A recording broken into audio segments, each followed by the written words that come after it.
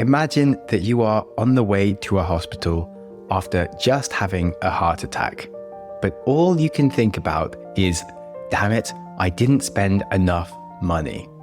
That might seem like an odd thought given the circumstances. However, this was the reflection of Jack Welch after his near-death experience. He was the former CEO of General Electric and he had plenty of money. He realized that despite his massive wealth, he had still been living very frugally. He decided there and then in the ambulance to never buy cheap wine again and in fact spend at least $100 on every bottle for the rest of his life, because what was the point of money anyway? Now, I appreciate that the thoughts of a multi-millionaire might feel a bit unrelatable, but it captures a fascinating truth about money. And that is the fact that money isn't about how much you have, but how you spend it that determines your happiness. And since the dawn of money, there has been the debate of, can money really buy happiness? On one side, you've got those people who swear that money is just the root of all evil, it ruins every good thing in the world. And on the other side, you have the people who seem to think that more money equals more joy. But the truth, of course, as it often is, lies somewhere in between and inhabits some truths from both schools of thought. Today, we are going to embark on a journey to discover how we can minimize our regrets in life by updating our relationship with money, thinking about how we spend it as we go through life, and even learn how to spend money to buy happiness. Yes, it is possible in some circumstances, and there is some real psychology to prove it. So, hello and welcome to the Growth Mindset Psychology podcast with me, Sam Webster, diving into the science of self-improvement and the philosophy of living a life well lived. It's definitely going to be a fun episode today, helping us overcome our mindset baggage around money and the common mistakes that people make. So it's all coming up after the break. This episode is brought to you by Ring cameras and doorbells. A lot happens while you're away from home. That's why Ring makes it easy to check in from anywhere. Whether you're saying hi to an unexpected guest, making sure those packages are safe, or keeping your pets company while you're out grabbing groceries, it's all a few taps away, right from your phone. Be there with Ring. Explore cameras, doorbells, alarm kits, and more right now at ring.com. So before we dive into some principles of how to spend money, let's just talk about some science and how we think about money first. There is a well-known study by Daniel Kahneman and Angus Deaton who found that happiness did increase with income, but that was only until about $90,000 a year in today's money. After that, the study revealed that having more money didn't really have any significant boost on your happiness. And why? Well, once all our basic needs and wants are met, we no longer have to deal with the stresses that will guarantee to remove our happiness. There is always enough money in the bank for any meaningful thing you need to do. And after that, our happiness relies less on our bank balance and more on how we find meaning in our life, which of course might be related to how we spend that balance. Now, conversely to the study, a 2018 study revealed that people with higher incomes do report feeling more satisfied with their lives overall. However, they often feel a lot more pressured and have less time to enjoy the things that make them happy. And from this, we have a conclusion that maybe it's less about the quantity of money and more about the quality of the decisions we make around how we use it. So of course, both studies do highlight that primarily, if you don't have a lot of money, the most important thing you should first do is to level up. And that will genuinely help your happiness, because simple things like health or dealing with surprise costs won't stress you out, and putting food on the table shouldn't be an anxiety. And I certainly don't want to discredit that at all. There certainly are some differences on what a billionaire could spend her money on to buy happiness versus someone living paycheck to paycheck. But at any stage in our life and journey with money, there are still some principles that we're going to dig into today that will ring true regardless of your actual budget size. So with that, let's dig into some of the best principles for spending money that do maximize your happiness. So the first big finding that's most widely repeated and definitely experientially true as well, is that we should spend more money on experiences and not things.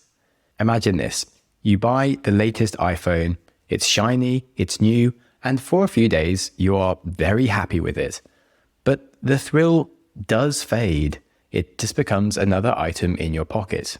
And the phenomenon of this is called hedonic adaptation.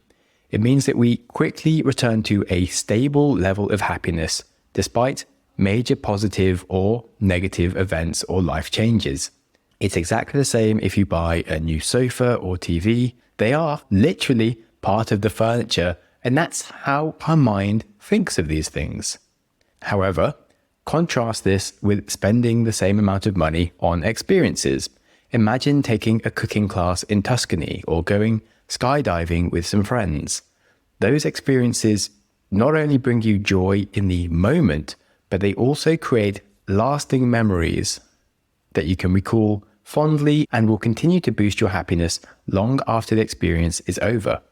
A 2010 study from Cornell found that experiential purchases like trips, concerts, or even cooking classes do bring more enduring happiness than material purchases.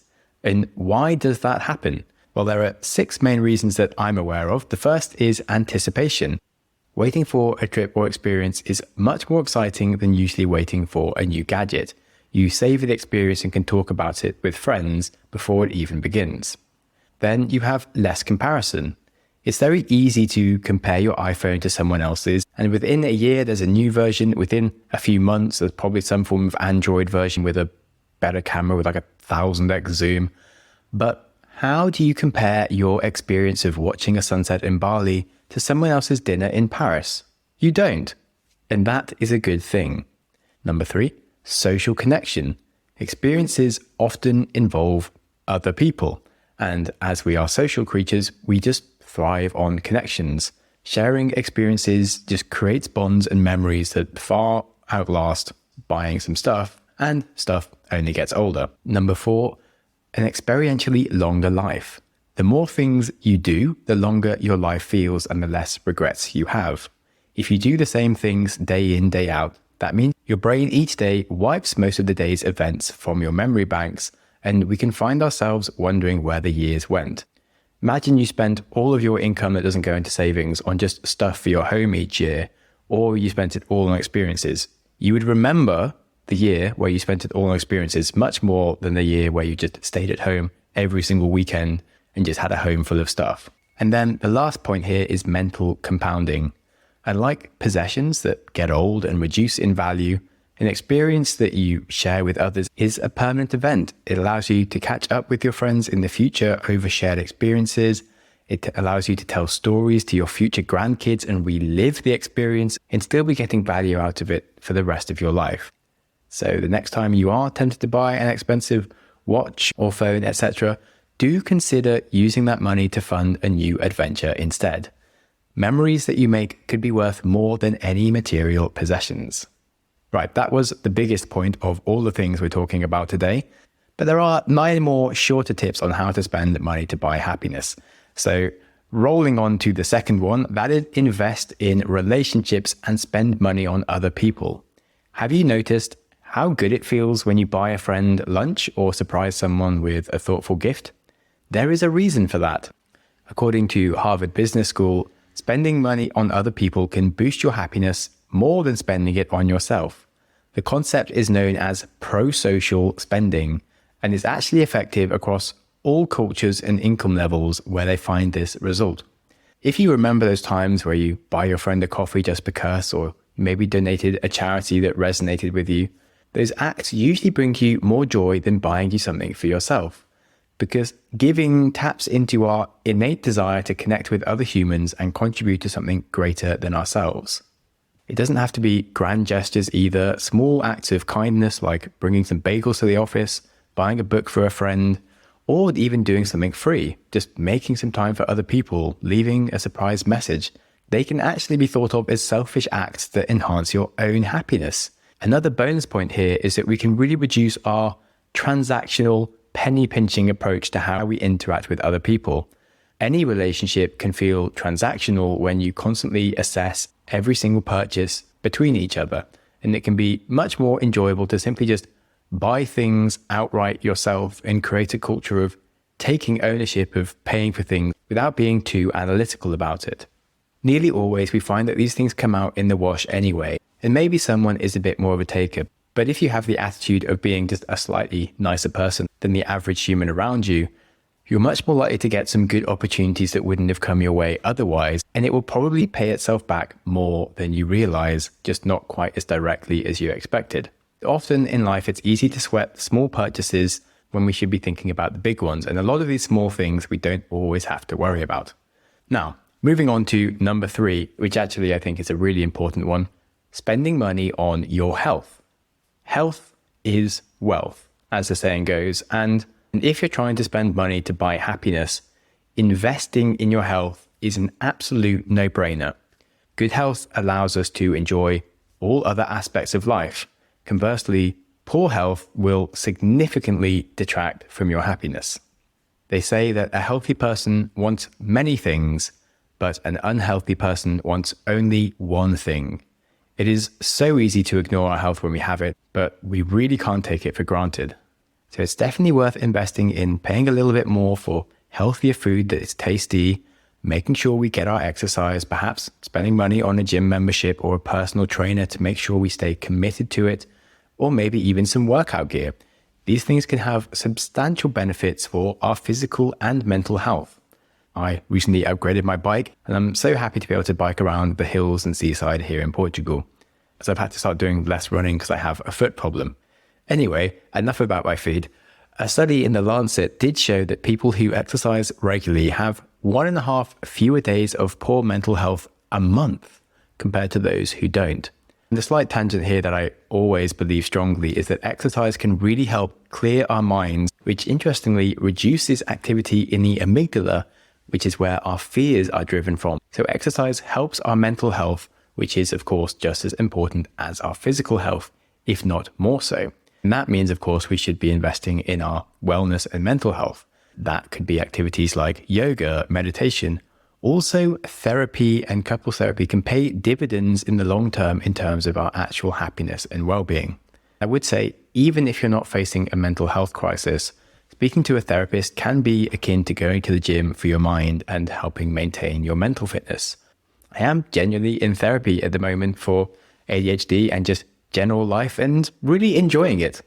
Yes, I am running a podcast reliably, but I certainly succumb to half of my ADHD problems all the time, and it's much more of a mess than I'd like it to be. And so why not ask for help? And that leads us nicely on to the next point, which is about buying time to reduce our stress. Time ultimately is our most precious resource, and unlike money, we can't make any more of it. So we can buy our time instead by freeing up our schedules from tasks we'd rather not be doing. And if you think about it, how many times have you dreaded cleaning the house or having to run errands after a long workday? What if you could outsource those tasks and use that extra time to relax, spend time with loved ones, etc.? It really does make a difference. Honestly, because I was looking into this, it led to me hiring a cleaner last month. And it's genuinely only €12 for me to hire a cleaner here in Portugal. And it has been so nice. The stupid thing is it felt so unnatural for me. I genuinely do like cleaning. I find it quite meditative. But lately it turned into something that usually ended up being a 2-hour block on the weekends, which with my added scatterbrain mentality meant that usually half a day every weekend, both me and my partner would lose that to just cleaning. And it's so nice to have our time back and to be able to go into the weekends knowing we don't have another big job to do before we can actually start relaxing. It seems so obvious to both of us now that we've done it, but it totally didn't even enter our brains at all until I was reading into this and I mentioned the idea last month. And it's not just us that feel the effect. Several studies have shown that spending money to save your time, such as hiring a cleaner, using a grocery delivery service, can actually lead to greater life satisfaction. In fact, people that spend their money on time-saving services report greater happiness than those who spend money on material goods, which is another nudge towards not just buying stuff with your money. And I think this can be a hard one to think about for several reasons. because we're used to spending our time to get money, and suddenly giving away our money to get time seems a bit odd. But it's such a useful practice to think about how much your time is worth and what things you shouldn't be doing if the cost to give it to someone else is less than how much you think your hourly time is worth. And then there might be other principles involved. Like for me, when it came to cleaning, I felt like to be a sort of stoic person, you should have less needs, be more self-sufficient, enjoy embracing doing difficult things that you maybe rather would not do rather than paying for convenience. A core belief of mine is that the obstacle is the way, and that if you embrace difficulty, that breeds resilience across the rest of your life. But that doesn't always push you in the right direction, because spending money on saving time is not just about convenience, it's about reducing your stress, freeing up your time for what truly matters. Whether that's spending time with family, pursuing hobbies, buying time is such a good investment. And it's of course the same for side projects or businesses. You don't need to be doing everything yourself. And actually, someone can often do it better or easily repeatable tasks they can just focus on with ease without it taking up your mental bandwidth and increasing your stress. So here is a really fun idea from psychology, and this is about making smaller, more frequent purchases rather than occasional big splurges. And this can greatly increase our average levels of happiness across a year, say. The concept ties back to our old friend hedonic adaptation. If we spread out our treats, we can keep them all feeling special.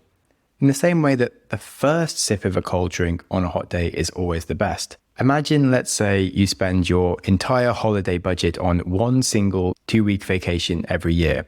With that same budget, you could have taken several shorter trips throughout the year, and research suggests that the second option would have led to much more sustained happiness, because you would have regularly had something to be looking forward to, and you've had more variety through your year.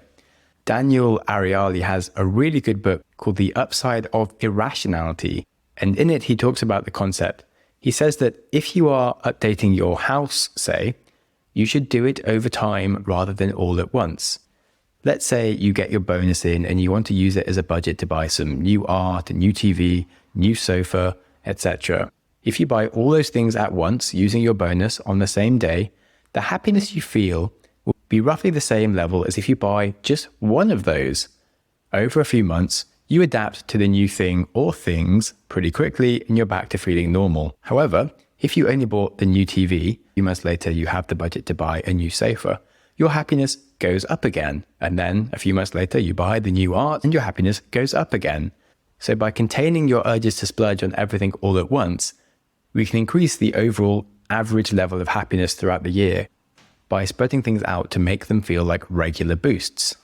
Another thing we can do is consider allowing ourselves a few kind of lower value but luxury treats, because something like a big fancy car is a major undertaking financially.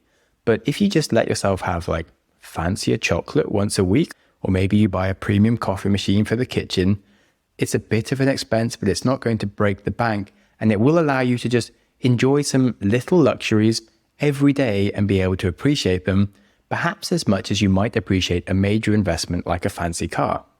The important thing is that smaller, frequent pleasures really help maintain our dopamine levels without leading to the same levels of hedonic adaptation we might have to singular big purchases.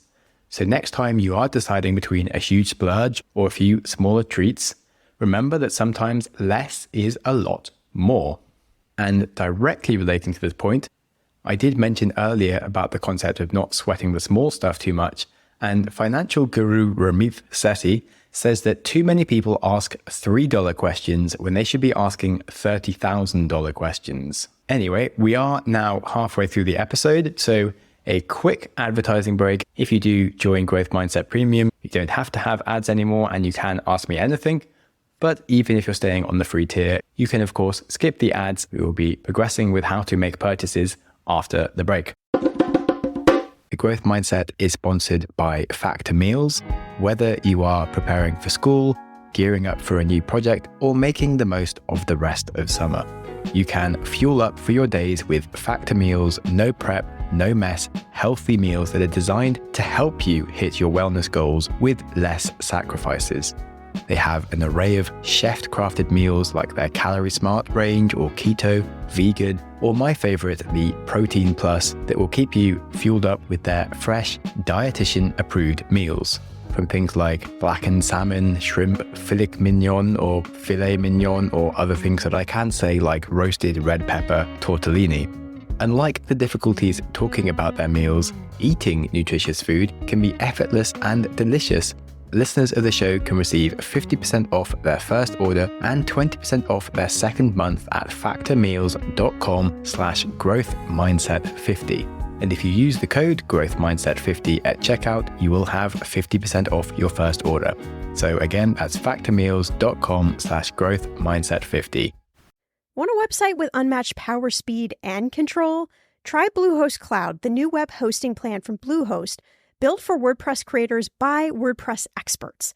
With 100% uptime, incredible load times, and 24/7 WordPress priority support, your site will be lightning fast with global reach. And with Bluehost Cloud, your sites can handle surges in traffic no matter how big. Plus, you automatically get daily backups and world-class security. Get started now at bluehost.com. I mentioned the idea that too many people ask $3 questions when they should be asking $30,000 questions. A cool guy called Cyril Parkinson coined an idea called the law of triviality that states that the amount of attention a problem gets is inverse to how important it is. And he gave a really fun theoretical example. He imagined a finance committee given 3 tasks to approve and move forwards: the approval of a 10 million nuclear reactor, a $400 budget for an employee bike shed, and lastly, a $20 budget for employee refreshments in the break room. Now, the committee approves the $10 million nuclear reactor pretty much immediately because the number is too big to contextualize. Alternatives are just too daunting to consider, and no one on the committee is an expert in nuclear power anyway. Next, the $400 bike shed gets considerably more debate. Committee members argue whether a bike rack would suffice or whether a full shed should be wood or aluminium, and they have some experience working with those materials at home and have some opinions. Finally, there's the employee refreshments for the mere $20. This takes up 2/3 of the entire debate because everybody has a strong opinion on what is the best coffee or the best cookie, if fruit is really needed, and if chips should be allowed or only on Fridays, etc. And although this is theoretical, it can genuinely be a bit of a reflection of our own lives. We might choose an expensive university or just follow a career path because it's too daunting to wrestle with things that confuse us. We'll accept some $5,000 fee on buying a house without much debate because we just assume that we guess it's part of the cost. Whereas we might deeply consider the value of a premium $1 more expensive mayonnaise, or whether we should be cutting back on the amount of Starbucks that we have, and we'll think about that much more than we will when we consider buying the latest iPhone. And there's so much energy and sweat going into these small $3 purchases compared to the much bigger $3,000 or $30,000 purchases. And following this finding, I have not bought the latest iPhone and instead last week purchased some truffle mayonnaise, which my partner is ecstatically too happy about. And I think I might have accidentally made this a permanent feature of our household. But hey, truffle mayonnaise can give you as much satisfaction as an iPhone, it turns out.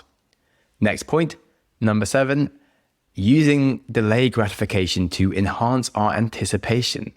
Patience, it turns out, really is a virtue, especially when it comes to spending money. By delaying gratification, we can enhance our happiness because it builds anticipation. Remember how exciting it was as a kid to count down the days until your birthday or Christmas? Well, the same principle applies to adults. Waiting for something does make the experience a bit sweeter and adds a level of enjoyment to the whole event. Research does show that anticipation is a really powerful happiness booster. Having something to look forward to is so important, and often even more important than the actual event itself. It's shown that people who can delay gratification and plan their spending around anticipated events genuinely experience more happiness than those who seek immediate pleasure. So next time you are tempted to make an impulsive purchase, try waiting a little. I think this is increasingly hard these days when we have Netflix and Spotify and we can just stream any movie, any song we want right now.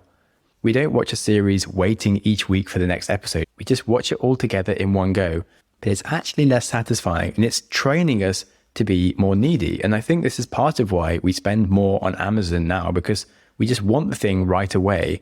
Whereas we used to be happy to plan a shopping trip in a month's time and know that something was going to happen then, and that would already make us feel good. Whereas now to feel good, we have to buy the thing instantly. And it's actually a very unhealthy habit when it turns out the anticipation alone brings you joy. So something I like to do is to set myself targets for things that I'm working on. And then whatever the things are coming up that I want to be buying myself, I'll use that as the thing I'll allow myself to buy to celebrate my successes with a treat. And that really helps me reinforce the muscle of celebrating my wins, because I'm really not natural at doing that. And it also helps me anticipate the fun more, because I look forward to the thing I get to have. I feel like I've earned it, and I get lots of time to think about what I might do with it, as opposed to just having it instantly. So a nice little trick you might want to try, and genuinely when the time does finally come to buy it, the experience can just feel that little bit more rewarding. And now, quite relatedly, as we are on the topic of rewarding ourselves, number 8 is investing in yourself. You can hypothetically be spending money by just accepting lower paid work that you enjoy more and forego the opportunity cost of earning money doing something you didn't like. And it doesn't always need to be a permanent step down. For some people, this might even save them money in the long run because they'll avoid mental health problems, or they might be doing something they're much better at that leads them to more opportunities in the future. Morgan Housel, the author of Psychology of Money, makes a really interesting point here. He says that spending can be a representation of how hard you've worked and how much stress went into earning your paycheck. Someone who works 100 hours at a week and hates their job might have an urge to spend frivolously in an attempt to compensate for the misery of how their paycheck was earned. He writes, "Never have I seen money burn a hole in someone's pocket faster than an investment banker receiving their annual bonus. After 12 months of Excel modeling until 3 a.m. in the morning, you have an urge to prove to yourself that it was worth it, offsetting what you sacrificed. It's like someone held underwater for a minute. They do not take a calm breath when they surface, they gasp." Besides the fact it's a really good piece of writing, it is a very true point, and why I definitely think it is worth pursuing things that you can enjoy doing. People who enjoy their work do find it much easier to delay gratification. Whether they have good pay or not in the work they're doing, if they enjoy it, they don't have the urge to compensate for their hard work instantly. You can summarize it with the conclusion that you don't need to spend money to make yourself happy if you are already happy. Now, number 9, focusing on spending that enables activities. This is another smart strategy, and that's to spend money on things that enable you to do stuff and have experiences rather than on the things themselves. Buying a new bicycle isn't just about the bike. It's about the joy of your weekend rides, the sense of freedom, and the health benefits that come with it. As I've mentioned, I am loving my new bike. And similarly, buying a tent isn't about owning a tent. It's about the camping trips that you'll take, the nights under the stars, the stories around a campfire. Having this mindset shift to investing in experiences can help you get more happiness out of your purchases because you're focusing on what they will allow you to do rather than the object itself. Now, of course, don't go crazy and buy all the equipment that you're never going to use, as it's easy to get carried away with over-optimizing for potential of things you'll never do. That is a classic fail. But other than that, generally speaking, investing in stuff that will help you do stuff is an excellent investment. And I definitely think it helps you avoid the comparison trap. If you think of your purchases as tools for experiences, you're less likely to compare them with things that other people have. A less fancy car doesn't feel so embarrassing or a problem if you think of it as a tool that enables you to go on road trips and adventures with friends, as opposed to something that you're buying just to look good. As with tents, cars, or anything else that your imagination might conjure up, it's not the size that counts, it's how you use it. Right, coming on to the last point, that is spending money on charity, believe it or not. Psychology regularly shows that giving to others will significantly boost our happiness. And numerous studies see that people who donate to charity or spend money on others do tend to be happier than those who don't. It's not about the warm glow of giving, it's also about feeling connected to a larger community, knowing that you're contributing to something bigger than yourself. There's a concept common in religious practices called tithing, where you give a portion of your income to charity or religious institutions. And it certainly sounds like a financial burden, but many of the people that actually do it find it a really fulfilling source of happiness. It helps them feel like their life has a purpose. But regardless of the volumes of money you might want to donate or not, it really doesn't have to be a lot. Whether a very small donation to a cause you care about, supporting a friend in need, the act of giving itself can be incredibly rewarding. Every month, I donate to a charity called National Park Rescue, and they protect large national parks across Africa. They help rebuild them and revitalize them, and it's been amazing to watch over the years the changes they've been able to make and feel like I am a small part of that. I recently received their 5-year report on one of the parks they've been helping restore that was on the brink of just complete collapse, and they've been able to bring back the elephant population that was nearly extinct. They've massively reduced poaching in the area, and it's so nice to feel like I'm actually living some of my values rather than just stating them. Another cool thing that you can do here in regards to charity is having a charity budget for the year. So anytime someone in your office, whatever, is raising money with a cake sale or a marathon, and it saves you from feeling cynical about why the hell they're doing it.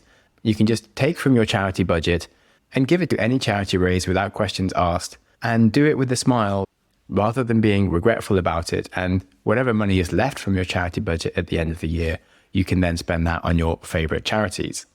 Right, that is the 10 main tips of the episode. But finally, we have a bit of a meta summary tip, which again, I'm counting on Morgan Housel and his book in Psychology of Money.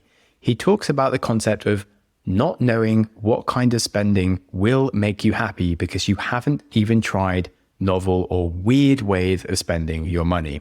Just like paying for a cleaner was a really weird thing for me and my partner to do, but it does genuinely make us slightly happy every time we have a cleaned house without having to do anything ourselves. We can learn from this that we need to embrace things that might not initially appeal to us and feel weird. A common theme running through basically every episode in the growth mindset is the point of investing in curiosity and seeking ways to increase our levels of experiences and build in feedback and an awareness of where we should be doubling down, because there's so many things we could be doing that we simply don't know about. We are so blind to our culture and our situations and the ways of being that feel so normal to us without realizing the true potential of variety that exists in the world. When we assume that we know what is best for us, we are instantly failing at achieving the full potential of our life because there's so much potential we're not exploring and giving the opportunity to arise. A lot of people find that they do feel there is something missing in life, or they haven't quite achieved the sense of satisfaction or accomplishment in the life that they think they have potential for.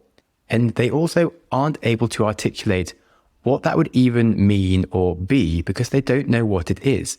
And the reason is they haven't explored enough to find out. I'll quote Morgan Housel directly here. He says, "A lot of people have no idea what kind of spending will make them happy. What should you buy? Where should you travel? How much should you save?" There's no single answer to these questions because everyone is different. People default to what society tells them. Whatever is the most expensive thing will bring the most joy.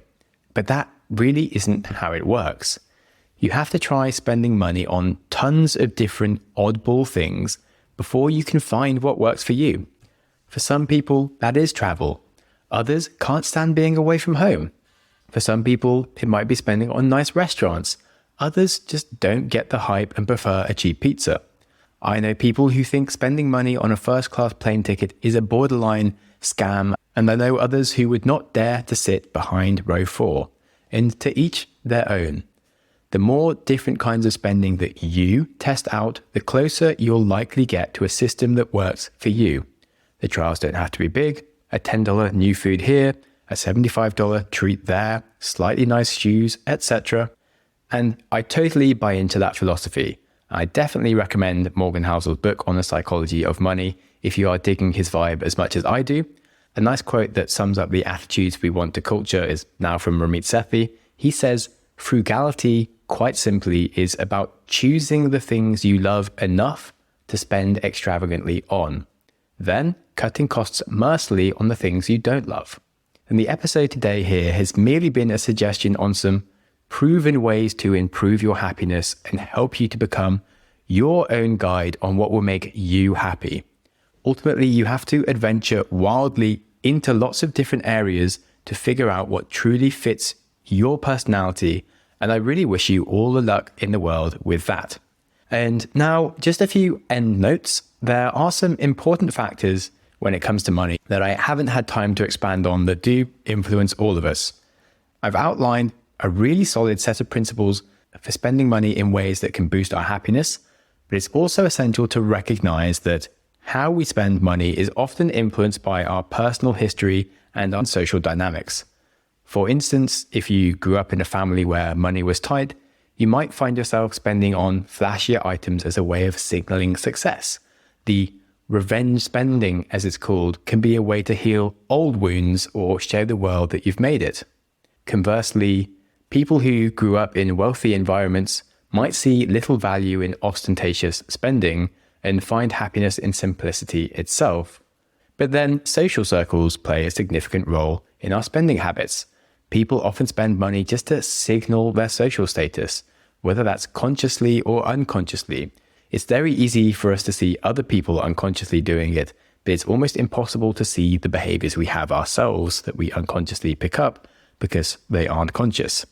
However, the things that we do see other people doing causes us to adjust our aspirations accordingly, and that sometimes does lead us down a path towards keeping up with the Joneses rather than focusing on what makes us genuinely happy.